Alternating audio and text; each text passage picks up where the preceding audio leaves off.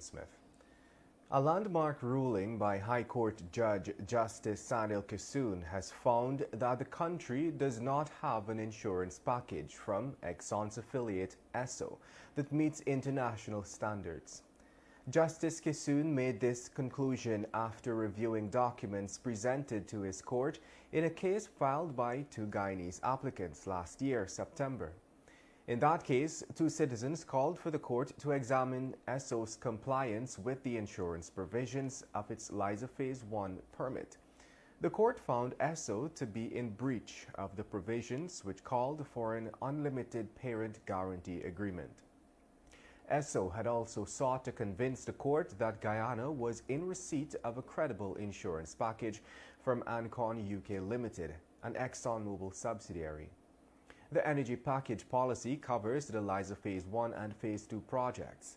Justice Kissoon was keen to note that such a policy, which is noted in the press to be $600 million per oil spill event, does not satisfy the stipulation and obligation set out at Condition 14.5 of the environmental permit. Justice Kissoon said the permit imposes an express and specific obligation on Esso to obtain environmental liability insurance of a certain criteria. And moving on, the recent ruling by Justice Sanil Kissoon ordering ExxonMobil Guyana and the EPA to comply with provisions of the LISA Phase 1 permit is a significant win for all citizens, so said Attorney-at-Law Melinda Janke. Janke reminded that Justice Kissoon has given ExxonMobil's local subsidiary, Esso, until June 10, 2023 to furnish the state with an unlimited parent liability guarantee from ExxonMobil Corporation. Janke, who formed part of the legal team representing the case filed last year, said it now paves the way for more Guyanese to hold authorities accountable on respect for the rule of law. The lawyer also noted that the demand for unlimited parent company guarantee is not, as some persons claim, an impossibility or impractical ask. The Guyana Police Force on Monday said that it has recovered two knives at the crime scene where Kerwin Mars, popularly known as Sir Mars, was brutally murdered. According to the police report, efforts are still being made to determine the motive behind Mars's murder, and the suspect remains on the run. The 51-year-old Mars of Lot 211 New Settler Street, Maka, East Bank, Demerara, met his demise at around 22 hours 30 on Sunday at Plantation, Providence. He was reportedly stabbed and run over by an unidentifiable male. According to the police, their investigations revealed thus far that Mars and the suspect had a misunderstanding that escalated while they were in a car. As a result, both persons armed themselves with knives and dealt each other wounds. And moving on, the fifth day of the walk for a renegotiation of the lopsided Stabroek Block production sharing agreement continued on Monday, with Ray Daggers clocking a distance of a little over 15 miles. Accompanied by Kaieteur News publisher Glenn Lal, Daggers began around 9 hours 10 at Bat Settlement, West Coast Berbice, and ended around 14 hours at Belladrum, also on the west coast of Berbice. A number of villagers stepped out of their homes to support Daggers by walking with him to the end of their respective villages. As they walked, they shared stories of their daily struggles and called on the government to renegotiate the lopsided ExxonMobil contract. You're listening to Kaieteur Radio, 99.1 and 99.5 FM.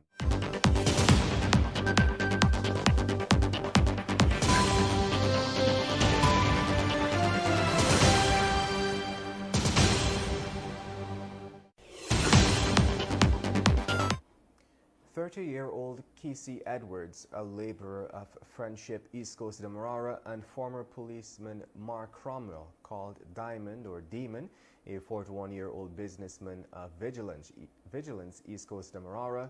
The two men, who were allegedly caught on camera severely beating a traffic cop, were on Monday charged and remanded to prison. The defendants appeared at the Sparendam Magistrates Court before Magistrate Rochelle Liverpool, who read the charges to them.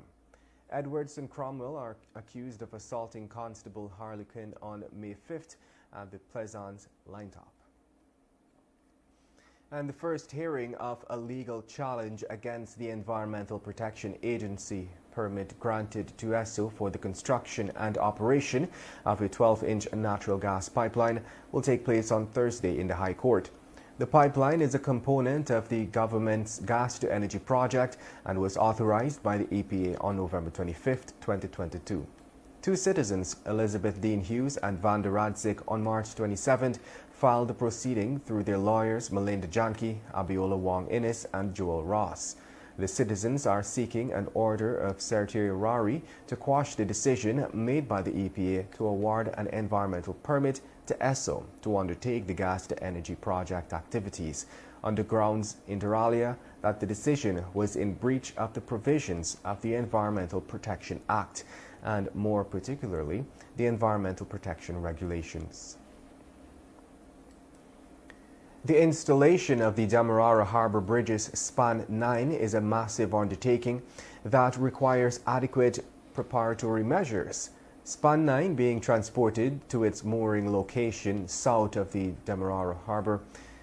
Minister of Public Works Bishop Juan Edgell, providing an update on Monday, said several factors must be considered before the new span is installed, stressing that there will be no disruption of the bridge without proper consultation, planning and adequate notice.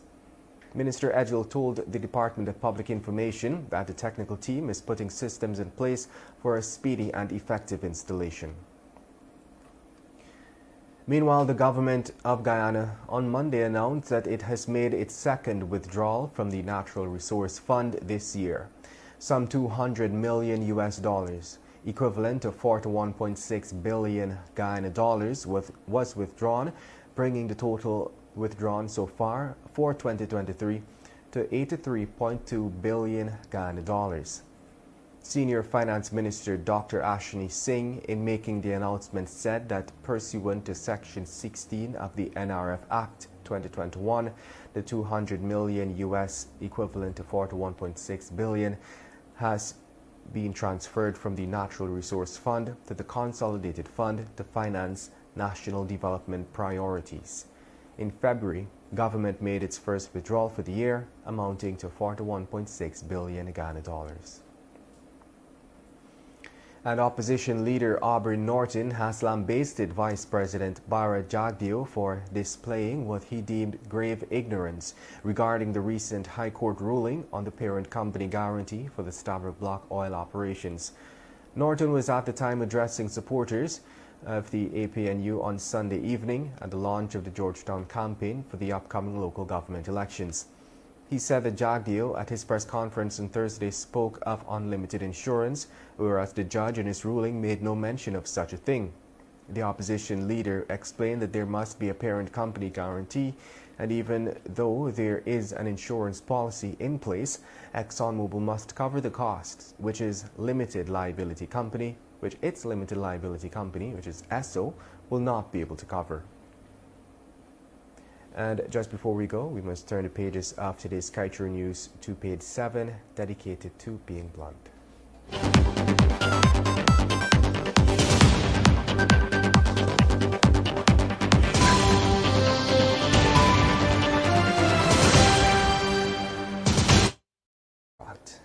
Guyanese have a chance to show where they stand.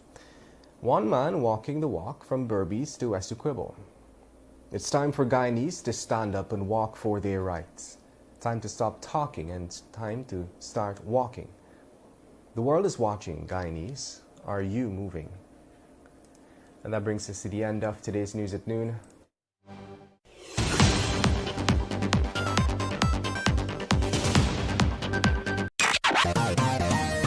Kaieteur Radio, keeping you informed. Demerara and Essequibo 99.1 FM. Berbice 99.5 FM.